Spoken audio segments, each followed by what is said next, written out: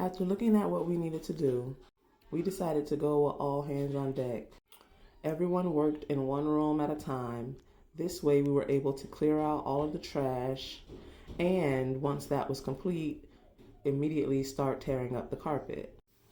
I'm examining the original hardwood floors because I personally wanted to keep the hardwood floors in the front half of the home. And so far, they aren't looking bad, just needing a bit of an update. The back half of the home was an addition in the 90s, so no hardwood is there. Once we pulled up the carpet, I immediately noticed extensive water damage. So my hopes for the hardwood in the front half of the house began to dwindle. After the first day in and clearing out that room, we decided to continue on in the other bedrooms in the same way. It was most effective and efficient for us, having everyone in one location, all hands on deck. So all these books, let me tell you, we were able to sell quite a few. What we weren't able to sell, we did donate.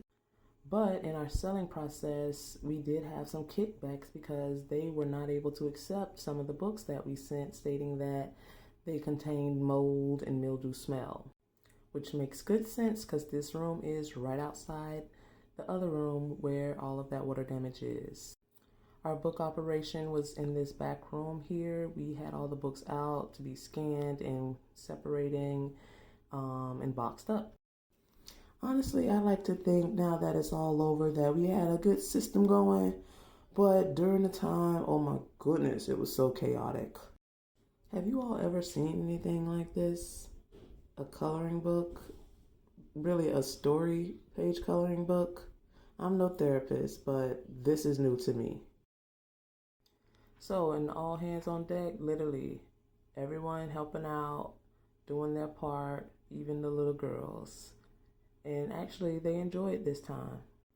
Mostly using the power tools because once those were taken, nobody really stayed around to do the grunt work. But the boys had no choice. Right here, hubby and his dad are discussing this area that his dad has already voiced some concern over with how ate away the wood was. And shortly after, Sadok fell through. This is where we started to see dollar signs drop from our bank account. We continued to finish tearing up the floor, pop, covered the hole so that we can continue on with the rest of the work in the house until we were able to go get the wood and start the floor repair work. So this part in the kitchen literally is the smallest part of the repair for the flooring that needed to be done. Let me not forget that the only thing holding those appliances and everything up in the kitchen was the fact that there were about 3 to 4 sets of tile just stacked on top of each other, not, torn up properly as it should have been done once you go in and decide to replace flooring. Though the living room floors weren't water damaged, they did suffer quite a bit of termite damage, which was unfortunate as well. So with all the damage to the floors, we're now here discussing what needs to be done and what we need to go get at our first trip to Home Depot. We knew as soon as Sadok fell through in the kitchen that the floors would need to be repaired before anything else. Also, once we tore up the carpet in the hall, we saw even more water damage and learned that it all came from the air conditioning that had been leaking for who knows how long, at least over a year, with the extent of the damage that we did see.